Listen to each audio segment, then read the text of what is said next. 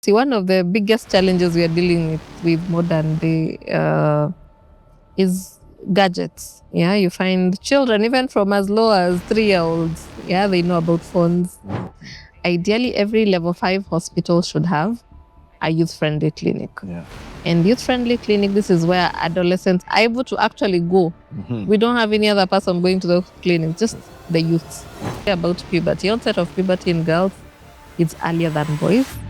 Yeah, and for sure, even maturity, sometimes you find girls, they're able to mature earlier than boys, yeah? One of the biggest problems we have in that age group, HIV infection. Yeah. Actually, we look at statistics in Africa, in Kenya, yes, the highest burden of new HIV infections is in adolescents.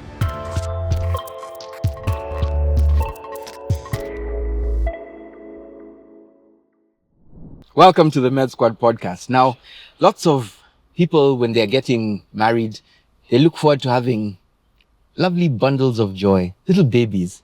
They don't actually think about having teenagers. And yet studies indicate that those bundles of joy turn into teenagers. This is the Med Squad podcast. We give you hard facts like that. Babies grow into teenagers, but also we actually try and help the teenagers with regard to health. And we're talking about teens, tech, and tough talks. What is it like to be a teen today, health-wise? And I have Dr. Christine, who's a pediatrician, who's going to help me really unpack all this. And one of the things with teenage health, first of all, teenagers for a lot of people seem to be both fascinating and terrifying at the same time, because they remember their own teen life. But when we look at teenagers today, how different are they from when we were growing up? You know, are they just taller and moodier, and more tech savvy, or are we all just the same? Hi, FSC. Hi so much. Thank you for having me once again. I'm happy to be back. Yes. Yeah, and this is a very important conversation that we're having, adolescents, because they're often forgotten. People talk about younger children and adults. So you find adolescents are forgotten. So I'm happy that you're bringing this up. It's an important conversation to have. So, yeah. So adolescents in today's day are different. They are a bit different. They are more informed. They are more expressive. They know their rights. Yeah. So unlike before, when they'll just keep quiet, not talk much about their issues, they're more expressive. They know how to fight for their rights. Yeah. So things have changed. What? Is it because of technology, or because even they're taller? What are they eating? Who is feeding them? What are they? Well, taller genetics, FSC. Hey, I've seen very short parents who have With some tall- basketball players. Yeah. Okay. Wow. But then with regard to that also, what are the top health issues that you've seen facing teenagers right now? Yeah, very important question, FSC. One of the things affecting adolescents, one, sexual health. Yeah, sexual and reproductive health is one of them. Mental health, another big thing that we need to talk about. Substance use is one of the things that is rising, and you're having a lot of adolescents being lost in substance use. Yeah. Violence, so all these things are tied up. Actually, you find those are big things that are affecting them, because they are going through a lot of transition. A lot is happening in their bodies. Physical change. You're saying they are taller. They are growing. Somebody is just becoming tall. So physical growth, sexual health, a lot of changes happening. Substance use. They're trying to experiment in a lot of things. Yeah. Are some of the key things affecting adolescents. And the mental health could also be tied to an issue of self-esteem. Yeah. Where you get self-conscious, and the ones who are tall are trying to shrink themselves, whether you're putting on weight or losing weight.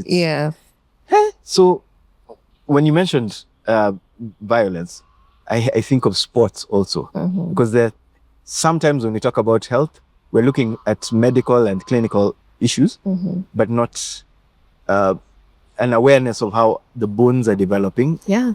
So with regard to the physical dimensions, physiological changes that teenagers face, there's some awkwardness. Also, you're getting to new levels. You're doing rugby, basketball, or whatever other sports.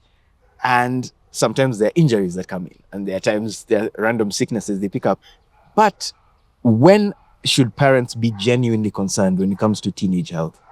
One of the things that I actually would like maybe to share with parents, one thing you need to watch out for is withdrawal. When, yes, it happens, yeah, teens, a lot of teens usually withdraw, but there's some level of withdrawal where they do not want any contact, they've shut everybody out. And also any sign of self-harm, that's really, really risky because that can point out towards mental health, poor eating habits. Most of the adolescents actually don't like actual food. Yeah, they they want to snack or not eat at all. So also eating habits very important. Sleep is good. It's good. It's good for everybody's health. So watch out for sleeping patterns, withdrawal, aggression. Also, that's another thing that can also point out towards either substance use, because substance use can lead to psychosis. So you find sometimes they become aggressive, which was not there before. A lot of aggression. Yeah, those are some of things that maybe to look out for. Yeah, in teens. Yeah. The aggression, okay, maybe they throw out the cat or something like that. But is there a way, like, this is kind of a double-edged sword. Correct. So we really have the teenagers now are probably, they were born with devices in their hands or had access to devices. Yeah. So there's this whole thing about screen time. But on this flip side, telemedicine. Yeah. So is there a way we can support teenage health through telemedicine while also keeping in mind that the default setting is for them to go to the screen? To screen. Yeah. Yes. See, one of the biggest challenges we are dealing with modern day is gadgets. Yeah, you find children, even from as low as 3-year-olds, yeah, they know about phones. They're exposed to phones. Sometimes we as parents, we go to a meeting, the best way you feel you can calm your child is handing them your phone or a gadget, yeah? Because it will keep them busy and they will not disturb, yeah? So you find these children have grown knowing that this is the only kind of fun or activity I can engage in. So yes, so we are dealing with a lot of issues when it comes to that, because that's how they get exposed to now content that is not good, cyberbullying. We can't run away from that. A lot of influence, peer pressure that is coming. They want to fit in. Remember, adolescents, it's an age where these are 10 to 19-year-olds, so they really they're experimenting, they want to fit in, they want to be like their peers, you want to be seen, you have the latest, you can be able to do videos, content creation, that has become the in thing now. Everybody wants to show something. Yeah, but again, we can't say technology is bad. We just have to know how to use it right. It's a game changer. Telemedicine is a game changer. We have platforms like Zuri Health, which actually provide an avenue for these teens to access healthcare. Yeah. Most of them don't even want to go to hospital. Who wants to go and queue in a hospital? Yeah. They'd rather sit in their rooms and just chat and have conversations with their friends. So I feel telemedicine provides that alternative source of healthcare and information in case they are stuck, in case they have a question. But again, we have to be cautious on how they go about it. So from way below when they are younger, that's when we start actually how much we're exposing them to. We empower them with the right information, what content they need to be exposed to, because you can't come now when they're already teenagers, they're 13-year-olds, you've just been allowing them to do whatever they want. So it's a bit hard. So it starts when they're younger. So speaking of actually starting from when they're younger, Yeah. the approach different between boys and girls? Because it tends to be that girls mature faster. It's true. It's true. Yeah. So girls actually, when we say about puberty, onset of puberty in girls, it's earlier than boys. Yeah, and for sure, even maturity, sometimes you find girls, they're able to mature earlier than boys, yeah? But in terms of their needs, I would say we don't have to separate them, because they may have some needs that are uniform and others we need to individualize to females, to males. But the overall thing is to have conversations with these young people. Yeah, as parents, caregivers, let's have conversations. Let's engage them, not in a way to control them, because sometimes we tend to get information that we can control. But let's have conversation to know what exactly is going on with them in school, what is happening, the relationship they have, because we can't bury our heads in the sand and say these things are not happening. We just have to to be more open, have an open door policy where you can allow your child to come and have a conversation with you, because sometimes they need that person who they can talk to, but they feel like, hey, mommy is, if I talk to her about this and this, she will not be happy about it. So we need to have an open door policy where we can allow them to come, and have conversations. Yeah. And have more time with our children, actually. Yes. That's one of the biggest problems we are having today, Yefesi. Time with children. Time with children. Yeah, time with children. That also means parents, get off your gadgets. Yes. You find at home, during dinner, everybody's on the phone. And no one knows how we've been, how your day was. No one is interested. We're all on the phone. So I think we need to have even when you come, let's have dinner together, let's pray together, let's do activities, let's go for walks. Let's have activities as families. That way, people are able to ease in, even for these teens who are going through a lot of transition, they're able to ease in, and actually you're able to know what is going on in their lives. Okay. Yeah. Well, as you know, the play button is a triangle. But when we come back on the Med Squad podcast, we'll be talking about a different triangle. Stick around. Hey there! Welcome to Zuri Health HQ, where Africa's finest medical minds meet modern care. I'm Yafesi, your host on the Med Squad. Care is personal. It's not just diagnosis, it's direction. From a cough to managing chronic illness, we listen and we lead. Every symptom has a story. We listen, explain, and act together. Nutrition is not just about food. It's fuel, it's healing, it's prevention. We help you eat with purpose, for energy, for recovery, and for lifelong health. We are not just lab coats, we are detectives, and your blood speaks when it translates. Your mental health is not a luxury, it's your health, period. Whether it's trauma, depression, anxiety, or even wanting to speak to someone, we are here for you. At Zuri Health, collaboration is our strongest prescription. We connect expertise across Africa to deliver care that is smart, affordable, and people first. This is the Med Squad. Real conversations, real health, real people. From your inbox to your bedside, we're with you.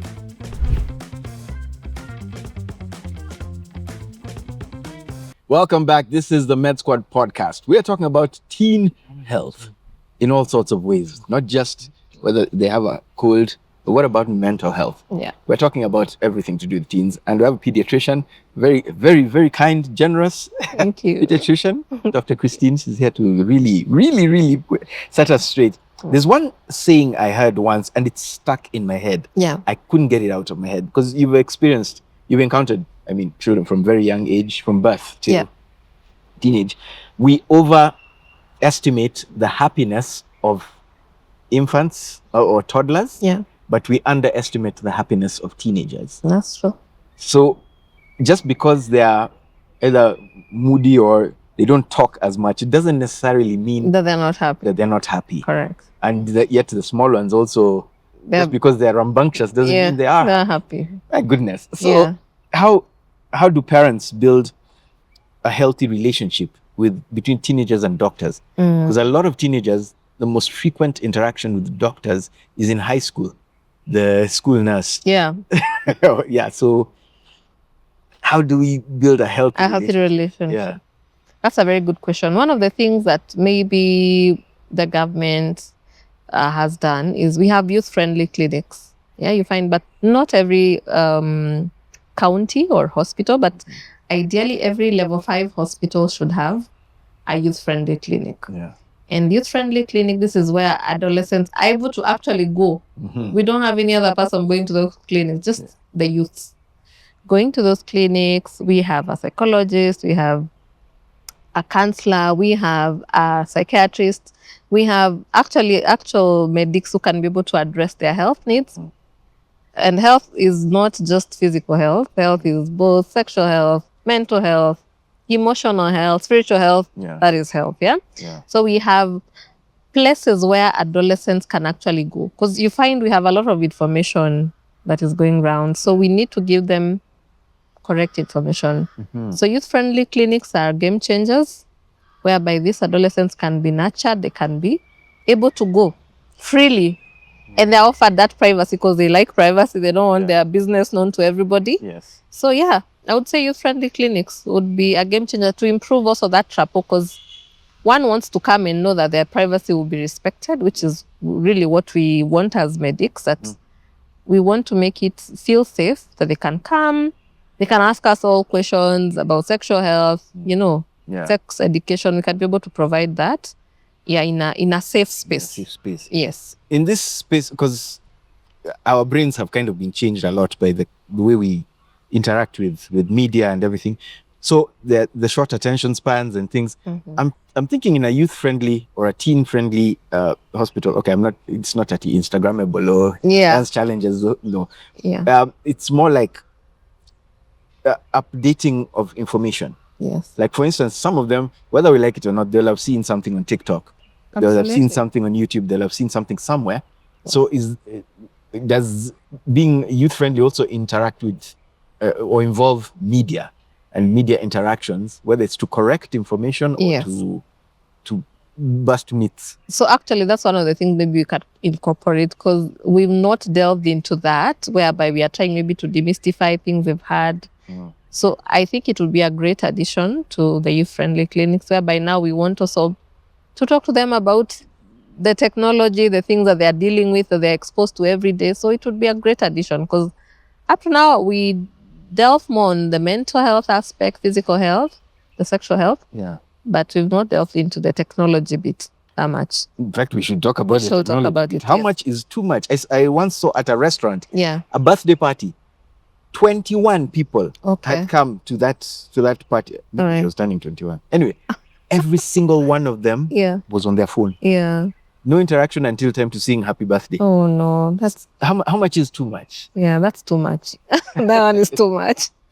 Well, we can't run away. It's a big problem that we have, but I think it starts at home. That's where we can maybe try to regulate it. Let's have some rules at home. Let's say maybe during meal times, no phones. Let's say maybe when kids come from school, from as young age, let's do homework first, play before we can expose you to this. For example, the ones who are in school, let's have control time. Like, let's say maybe weekend, we can start these things from home, so that they grow up having that controlled, not controlled per se, but having some rules guiding them, that phones are only useful maybe over the weekend. Weekdays, I'm only focusing on my studies. Yeah. Something like that. How do you put it in a manner that is palatable? That's palatable, because once my parent opens the mouth, shouting. And I don't know. I'm not going to hear. Yeah. You're probably going to tell me the phone is bad. You're probably going. So I'm already shutting you out. How do we make it more palatable? So that's why I think we should have communication, just more conversations with our children.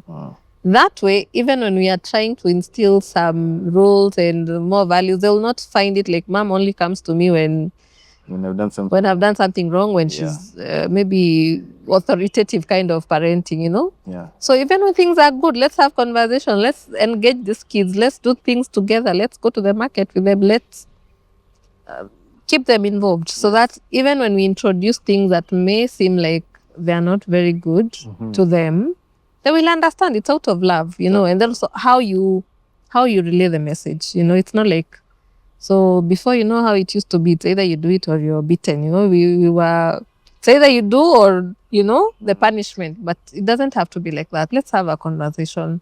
Yeah, especially nowadays. For us, we were beaten by everyone. Yeah. Teachers, the neighbors. It takes a village to raise a child. Yeah, that's how it used to be. The village has Wi-Fi now. Yes. So, the village. wondering. Yes.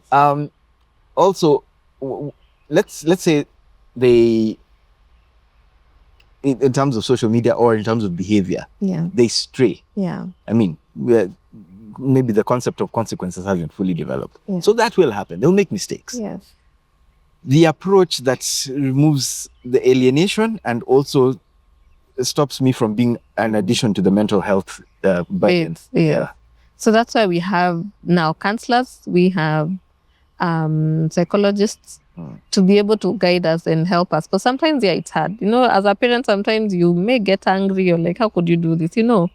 So if you're not able actually to correct your child, maybe to be able to intervene in a certain situation, that's why you come to the youth-friendly clinic. Yeah. And nowadays, we actually have specialists in adolescent health. We have pediatricians who've specialized in adolescent health. So you can actually seek help and be able to assist your child and actually be able to correct maybe something that was going wrong.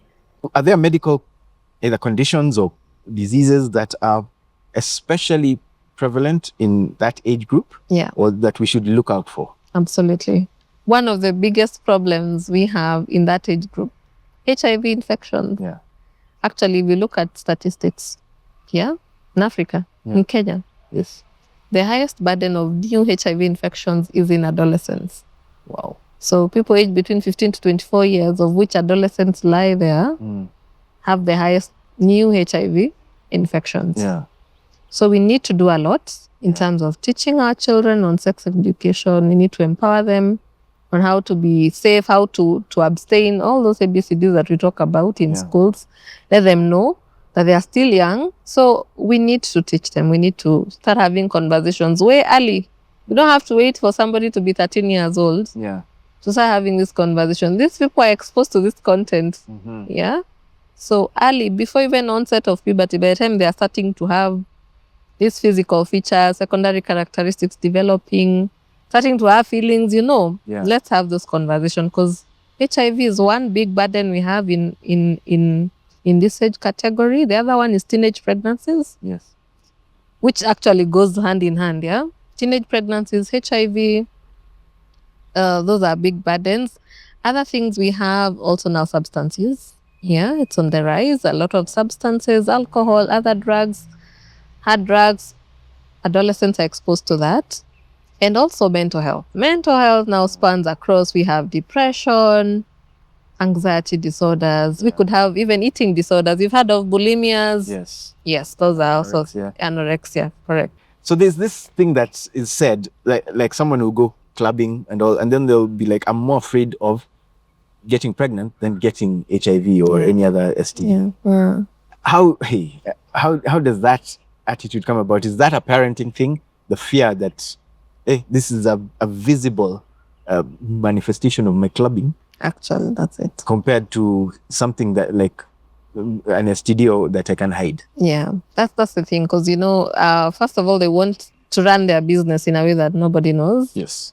Yeah, pregnancy, everybody will find out. The parent will have to know. They will need help from their parents.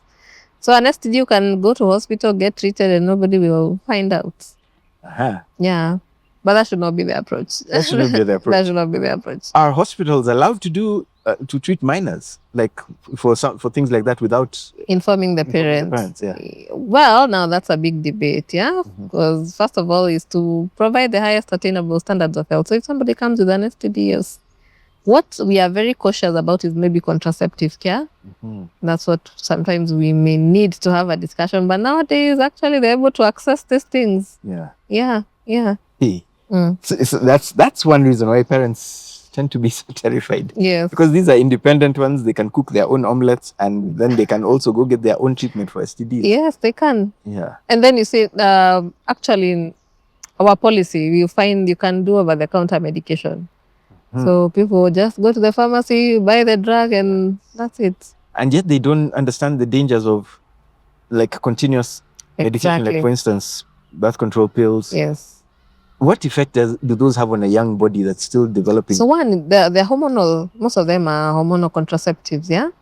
And they can have long-term effects. Blood pressure, obesity, weight gain, which now puts you at risk of cardiovascular diseases, yeah? So we need to, first of all, before you're given a contraceptive, you need to be assessed to know, do you have any health risks? Which method works better for you? So sometimes before engaging in a certain form of control, you need to be evaluated. Let's have your blood pressure taken, your BMI done, so that we know which one works better for you. Yeah. Exactly. So when you just do over the counter, sometimes you've not had that evaluation done. Yes. Well, this is actually pretty important. Yes, it is. It is. Hey, This is the Med Squad podcast. This is important information is just for you. And when we come back, we'll be hearing some questions just from you. Stick around.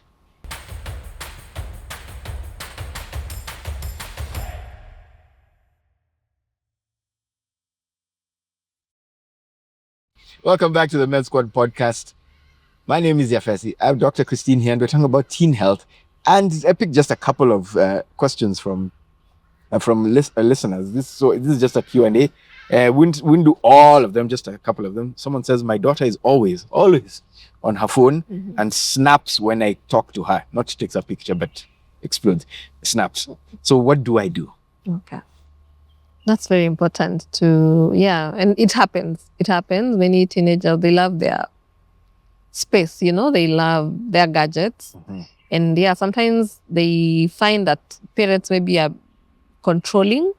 Yeah, because that's not the point. For the teenagers, they interpret the parent's reaction as control. Mom wants to control me, dad wants to control me. You're not giving me freedom. I'm now a grown-up, I'm no longer a child. Yeah, so the best way to handle it is, just, all right, you found her on the phone, just invite her, maybe go for a cup of tea, something that she likes, yeah? And then have a conversation, break it down, tell them, this we need to do, we need to have some control time, we need to have activities together as a family, so we don't have to be on the phone all the time, but we also have to be good examples, yeah? Yeah. So as parents also, we need to be good examples. We can't also be on the phone all the time and be expecting our teenagers to not do the same. So we need to set good examples. But the important thing is to have open communication. Yeah. Shouldn't be authoritative. We shouldn't be shouting. Or dictator. Calm. Yeah, dictator kind of approach. Which also brings in another aspect. For a lot of boys, in spite of the parents' best efforts, you might find the encounter with pornography or pornographic material because of the easy access with the phones or gadgets. So now, how do you approach that when a child, a boy has, or a girl even? So one of the things maybe we can do, EFS, is let's start talking to these children early, before even they get exposed to that pornography. Yeah. Because you see, when we tell them, it's like what we tell our younger kids, where did I come from? You're bought from the supermarket. That's not true, because we confuse them. Now they know I was bought from a supermarket, and and that's not the case. So let's start having true information, like you are in mommy's womb, you actually delivered, way early. Yeah. And then when they're age appropriate, the idea is age appropriate sex education. Then when they are older, maybe around 8 years, when they're approaching now puberty, let's start having this conversation. Like maybe when you engage with a girl in this and this manner, this can happen. Yeah. So that in the event that they're exposed to this content, we can be able now to like, they know, they are actually aware, they're not finding wrong information from the media. Yeah. But for pornography, yes, actually it's something that they can, some is addictive, and these are children who can be assisted in terms of counseling. They can be enrolled in support groups so that they can actually be assisted. Yeah. So it's a menace also. Pornography is a menace. It is. Yeah. So now you've mentioned mental health a number of times, and yes, it can be treated as a buzzword. So someone is asking here, can a pediatrician treat mental health too? Wonderful question. So what we do for us, we are the primary caregivers to children and adolescents. Yes. So whenever I identify a child who probably has a mental illness, let's say depression, let's say anxiety disorders, I will refer them either to an adolescent specialist or a psychiatrist or a counselor or a psychologist. So depending on my initial evaluation, I will be able to direct them to the person who can be able now to provide further care, because these children will either require counseling, some will actually even require medication. So we need to see them, evaluate them, and now link them up to the right person to provide the care they need. Okay. Yeah. So now, would you have, I guess, one last message to parents, but also just in case, a message to teenagers? Yeah, to teenagers. Yeah. So to parents, let's have an open door policy with our children. Let's have conversations. Yeah, let's avoid being too busy. Yeah, we know modern parents, we are too busy. We say we are providing, but at the same time, we neglecting our adolescents. So let's have more conversation, more time with them, more activities with them, so that they can feel that their parents are present and they actually understand them. For the adolescents, we love you, and we want you to have more communication with us. Tell us your needs and we'll be able to assist you. Yeah. Thank you so much. Thank you, Dr. Christine. Thank you. Always a pleasure having you here and talking with us. And as for you, well, between the age of, I'll even say 12 to 19, all the things ahead of you, around you, next to you, pale in comparison to what is in you. You are amazing. Always remember that. And for the parents, you have amazing children, amazing teenagers. Take care of them. You're a custodian, you're a steward of this gift that's been given to you. This is the Med Squad podcast. Sometimes we inspire, but we always try and keep it honest with you and have candid conversations about health and wellness across Africa, regardless of age. Follow us on all our socials at the Med Squad Pod and share this episode. You can even share it with a teenager. It's age appropriate. We'll see you next time.